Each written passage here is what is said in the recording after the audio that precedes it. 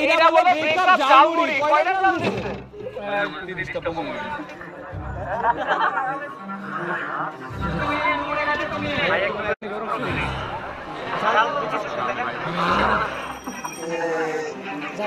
যারে ভালোবাসতা ওই কষ্ট বেশি নাকি ঝালের।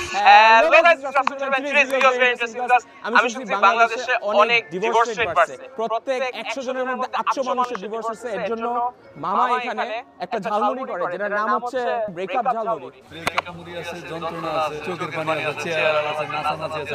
মানুষজন এখানে কি খায়? এখানে বেশিরভাগই ভদ্রমুড়ি খায়। ভদ্রমুড়ি খায়। মামার কি ব্রেকআপের কোনো কাহিনী আছে? মামা এক সময় ব্যথা পায় ব্রেকআপ করছিল, তো এই জন্য ব্রেকআপটা সে ঘৃণা করে। আমি এটা অ্যাকচুয়ালি খবর দেখছিলাম যে যন্ত্রণা ব্রেকআপ এই টাইপের, এটার পিছনে কাহিনীটা কি মামা? যারা যন্ত্রণা আছে যারা যন্ত্রণা নিবে, যারা বিয়ে করে যন্ত্রণা আছে যারা যন্ত্রণা নিবে, সুইসাইডও আছে।